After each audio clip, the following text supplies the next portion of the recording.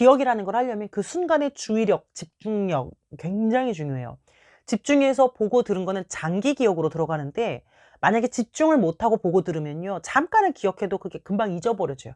가장 나를 방해하는 건 사실은 나예요. 여러 가지 잡생각, 또 감정들이 강하게 남아있으면 몰입할 수 없어요. 우리가 감정을 조절하기 어려운 이유 중에 하나가, 일단 이름도 모르고 느끼면 왠지 안 될 것 같아. 너무 나약하고 찌질한 것 같고 내가 좀 잘못하고 있는 것 같아서. 그러면 일단 안 느끼고 싶으니까 막 피해요. 근데 그래 가지고는 감정 조절을 배울 수가 없어요.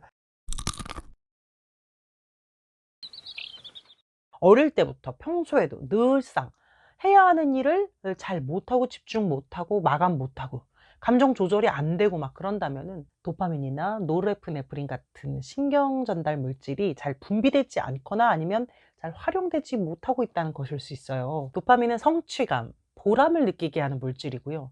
노르에프네프린은 주변 소음이나 내 머릿속에 들어오는 소음 같은 그런 방해 요소들을 좀 차단시킬 수 있는 물질이에요.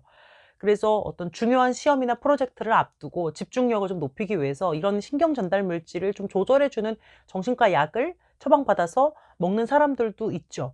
꼭 ADHD가 아니어도 약을 먹는단 말이에요. 즉 내가 ADHD든 아니든 중요한 건 뭐냐면 내 상태를 어느 정도로 알고 있느냐, 그리고 그것을 때에 맞게 어떻게 대처하고 있느냐, 향상시킬 수 있겠느냐가 중요하겠죠. 오늘은 이러한 집중력 연습에 대한 방법들을 소개하고 있는 이 책을 참고해서 말씀을 드리려고 해요.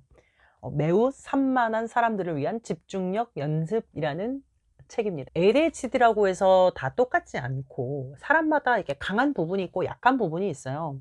그거를 내가 이제 먼저 알아야 그에 맞게 훈련하고 연습을 할 수 있기 때문에 이 책에서 약간의 테스트를 넣었더라고요. 주의 집중, 또 정리와 계획, 정신적 유연성, 감정 조절, 충동 억제, 요렇게 5가지 유형별로 테스트를 하고 어떻게 그것들을 개선시킬 수 있는지 연습 방법을 무려 50가지로 상세하게 이제 설명을 하고 있어요. 제가 오늘 다 설명드릴 수는 없고 몇 가지 내용만 좀 소개를 해 드리려고 해요. 우선 ADHD에게 힘든 것 중에 하나가 기억이 잘 안 나요. 기억이라는 걸 하려면 그 순간의 주의력, 집중력 굉장히 중요해요.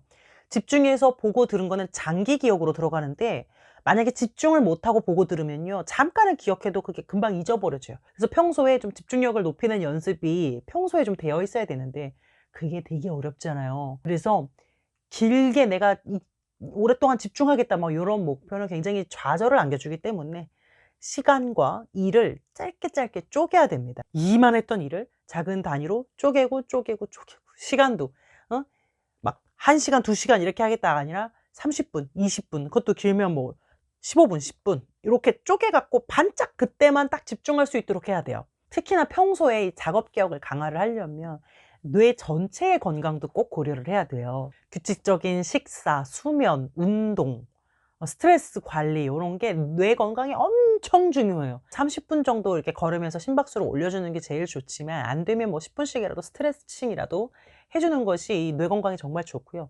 잠은 우리가 하루에 8시간 정도 자는 게 좋습니다. 그리고 스트레스를 덜 받아야지 집중력이 높아지거든요. 평소에 스트레스 관리가 잘 돼야 되는데 자기를 너무 다그치면 스트레스가 더 심해집니다. 자책하지 말고 성찰하는 태도, 기억을 더 오래 갖도록 해 주는 것 중에 하나가 감정이에요. 감정이 강렬하잖아요. 오래 기억해. 특히 부정적인 감정하고 얽히면 그 기억이 되게 오래가, 막 창피하고 무섭고 이런 거. 근데 다행히도 부정적인 것만 기억에 남는 게 아니라 긍정적인 감정도 기억에 남아요. 오늘 우리 팀에 혹은 우리 강의실에 누가 뭐 입고 왔는지 내가 지금 방금 보고 나왔어도 하나도 기억이 안 나는데, 내가 짝사랑하는 사람은 강의 16주 동안 뭐 입고 왔는지 나 다 기억할 수 있다. 그래서 우리가 긍정적인 걸 좀 오랫동안 기억하고 싶을 때에는 그하고 관련된 긍정적인 감정을 자각하고 잘 느껴야 돼요. 성취감, 보람, 흥미로움, 즐거움 이런 거 막. 그래서 어떤 일을 하실 때요, 감정을 배제하지 말고 오히려 더 열심히 느끼세요. 더 받아들이고 자각하고, 그런 훈련들이 기억을 유지하는 데 더 이제 필요한 겁니다. 그리고 이 집중을 방해하는 것들이 주변 환경적인 것도 있지만 사실은 나의 정신적인 것들이 있어요. 가장 나를 방해하는 건 사실은 나예요. 여러 가지 잡생각, 또 감정들이 강하게 남아 있으면 몰입할 수 없어요. 일단 집중하려고 딱 앉으면 쏟아지는 잡생각 있죠. 그거를 가감 없이 그대로 쓰세요, 글로. 잡생각 일지를 쓰는 거예요. 밖으로 배출을 하면서 말로, 언어로 이렇게 정리를 하는 거예요. 나의 생각을 명확히 언어화한다는 건 정말 대단히 중요한 부분이에요. 굉장한 발전을 줄 겁니다. 저는 실제로 이제 그렇게 하거든요. 저는 수시로 글을 써요. 그런 게 약간 내 생각과 고민을 메모장에 좀 약간 맡겨두는 느낌이 들어요. 지금이 아니어도 나 언제 다시 이거 꺼내서 생각할 수 있어요. 잠깐 은행에 맡겨두는 느낌, 요런 거. 우리 뇌에서 감정을 느끼는 부분하고 감정을 조절하는 부분의 위치가 달라요. 감정을 느끼는 건 요 중앙에 있는 변연계에서 하고, 감정을 조절하는 건 요 앞쪽에 있는 전전두피질에서 조절하거든요. 감정 조절이 안 되는 사람은 요 전전두피질에서 문제가 나타나는 건데요. 불쑥불쑥 들어오는 감정을 안 느낄 수는 없어요. 일단 느껴지는 거를 막아야겠다라고 생각하지 마시고, 오히려 실컷 느껴야겠다라고 생각을 하세요. 조절을 하려면 일단은요, 이 정체를 알아야 돼요. 어떤 감정이 들 때 이름을 붙이세요. 그래야 내가 그거에 잡아먹히지 않아요. 그 다음에 그것을 알았으면 통제하려고 하지 말고, 막 비난하고 분석하고 그러지 말고 그대로 받아들이고 느껴야 돼요. 감정에는 정답이 없는 거예요. 내가 느꼈으면 느낀 거고, 내가 느꼈으면 그게 정답이에요. 내가 슬프고 내가 짜증나는 거, 그걸 왜 내가 남에게 허락받고 채점받습니까?